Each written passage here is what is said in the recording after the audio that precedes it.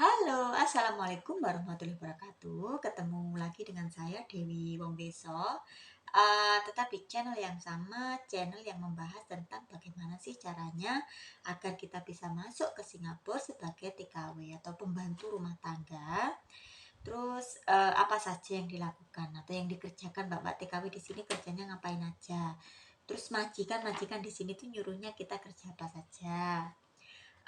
Terus apa saja data-data yang harus kita persiapkan untuk bisa mendaftar sebagai calon TKW khususnya ke Singapura. Apakah data-data itu masih sama seperti tahun-tahun sebelumnya?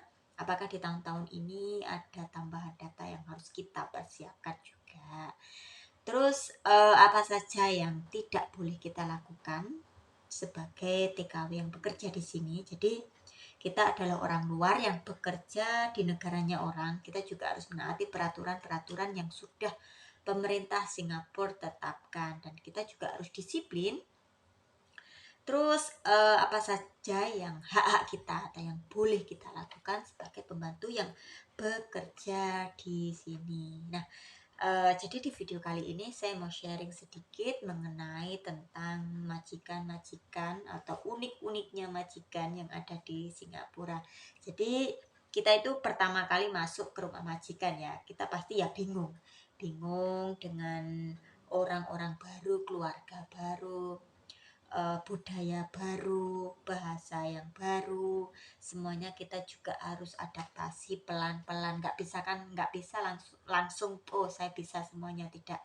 Semuanya juga butuh waktu, kadang waktu yang cukup lama, kadang setahun pun, kadang kita juga masih masih bingung dengan mereka ya, karakternya gimana, kebiasaannya bagaimana. Nah, jadi butuh waktu yang sangat lama. Kalau eh setahun itu normal lah, normal. Artinya setahun itu kita masih dalam tahap belajar. Kita masih belajar bahasanya, belajar masakannya, belajar kebiasaannya. Itu kita masih tahap setahun itu kita butuh waktu paling cepat 6 bulan lah, paling cepat untuk mengetahui itu 6 bulan. Tapi ya pelan-pelan karena kan orang itu kan kadang awalnya baik, tiba-tiba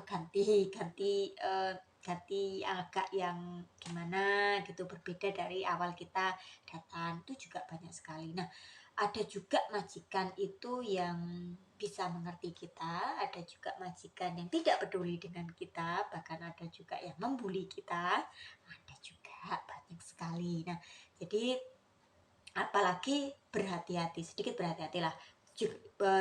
Enggak sedikit juga, kita tuh berhati-hati kalau bertemu dengan majikan, punya majikan yang apa-apa menyalahkan pembantunya. Ada banyak sekali yang majikan seperti apa-apa, kondisi apapun itu yang salahnya yang pembantunya gitu. Contoh seandainya kita itu punya jobnya kita adalah jaga anak atau jaga orang tua, contohnya saja jaga anak lah. Nah, jaga anak apalagi kalau di usia di bawah 5 tahun itu kan masih repot-repotnya ya, masih benar-benar yang buka mata lebar-lebar, tenaga yang benar-benar harus fit. Kita juga harus cekatan juga karena apalagi anak laki-laki yang super aktif. Biasanya kebanyakan kalau anak laki-laki itu super aktif, apalagi super nakal juga. Nah, ada banyak sekali majikan yang apa-apa salahnya pembantu. Contoh kalau anaknya jatuh, ya sebenarnya kita itu juga tidak sengaja. Artinya kalau kalau mencubit atau mendorong itu kan benar-benar memang kita sengaja, tetapi kan kadang jatuh dengan dirinya sendiri, kadang kita sudah memberitahu jangan lari-lari contoh, tapi mereka tidak mendengarkan atau memang tidak peduli dengan kita, itu jatuh, nanti salahnya pembantunya, kamu yang salah, kamu tidak jaga dengan benar, kamu eh, tidak apa ya, kamu tidak fokus dan lain sebagainya. Mungkin kalau anak sakit itu yang salah pembantunya, juga banyak sekali majikan yang seperti itu. Kadang kan anak itu kekebalan tubuhnya masing-masing sendiri-sendiri berbeda-beda, terus daya tahannya tubuh juga berbeda-beda. Paginya tidak apa-apa, sorenya flu, siang baik-baik saja, malamnya panas. Kemarin tidak apa-apa, besoknya diare. Kita kan juga tidak tahu itu yang salah pembantunya. Mungkin kalau untuk anak yang sakit ya, ini kebanyakan majikan itu selalu bilang kebersihan. Kamu itu nyuci kurang bersih, cuci ini kurang bersih, akhirnya banyak kuman yang menempel ke anakku, banyak bakteri yang menempel ke anakku, masuk ke mulutnya, masuk ke makanannya, itu seperti itu. Padahal juga tidak tahu ya, kita tuh juga, kita saja kalau kadang yang orang tua dewasa saja kita juga nggak tahu gitu loh, kadang tadi nggak apa-apa sekarang pusing gitu ya, seperti itulah. Terus untuk makanan juga, makanan mungkin kadang kan anak itu ada yang susah, ada yang mudah, ada yang eh, makan dengan sendiri, ada yang perlu dipaksa juga ada.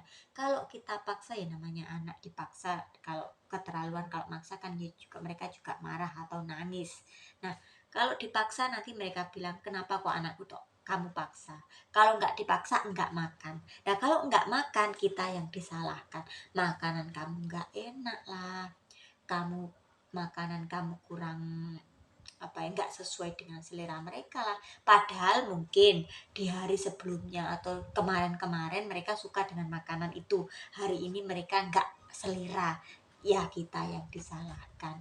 Banyak sekali majikan-majikan yang seperti itu gitu loh. Itu pun juga sama kalau kita jaganya itu jaga orang tua ya. Orang tua kan kadang apalagi orang tua yang sudah enggak begitu sehat ya, kadang mungkin jatuh lah apalah apalah, makannya inilah biasanya sakit lah, atau itu pembantunya yang salah, kamu nggak jaga yang baik, kamu makanannya kamu nggak gimana, itu ada majikan yang jadi kita itu sudah capek pekerjaan, karena kan pekerjaan kita itu juga bukan hanya jaga anak atau jaga orang tua, kita ada yang jaga jaga itu tambahan ya, tambahan. Jadi ada yang masak, ada yang bersih-bersih, ada yang semuanya kita lakukan. Masih dikomplain dengan masakan, masih dikomplain dengan kebersihan, masih dikomplain dengan semuanya, dipersalahkan, semuanya kita yang salah, dijadikan kambing hitam. Terus jadi kita itu bukan hanya capek tubuh, capek hati, capek pikiran, juga capek mental juga. Bekerja di sini tuh tidak seindah di foto profil, tidak seindah di video-video yang di TikTok yang selalu caption yang apa ya, kenyataannya itu tidak seperti yang orang-orang Indo bayangkan. Oh bayarannya besar, tetapi mereka tidak tahu apa yang kita kerjakan, mereka tidak tahu apa yang kita alami di sini gitu loh. Jadi semoga yang mbak-mbak TKW yang punya majikan-majikan yang super-super seperti ini, super-super tidak bisa dimengerti seperti ini, dan semuanya menyalahkan pembantunya, itu diberikan kesabaran, diberikan ketabahan, diberikan kesehatan, supaya ya jalani dulu, jalan mungkin dengan kita menjalani sabar, eh, majikan akan berubah. Tapi kalau memang sudah benar-benar kadang kelewatan, banyak sekali majikan-majikan itu yang kadang kelewatan juga, dan kita juga tidak bisa apa ya, tidak bisa menghandle, sebaiknya ya bilang sama majikan, mungkin kamu capek, kamu tidak bisa, dan maaf, mungkin kamu ingin pulang atau kamu ingin ingin transfer seperti itu. Jadi kalau kita masih bisa menghandle, kita handle, setidaknya finish kontrak. Tapi kalau memang benar-benar tidak bisa, ya ngomong baik-baik sama majikan. Semoga ya, doa saya semoga diberikan ketabahan lah kalau punya majikan-majikan yang super duper seperti ini. Jadi itu tadi sedikit sharing saya, semoga bermanfaat untuk semuanya. Jika suka dengan channel saya, jangan lupa subscribe, like, share, dan komen. Semoga bermanfaat dan kita bisa bertemu di channel di video-video saya selanjutnya. Bye bye.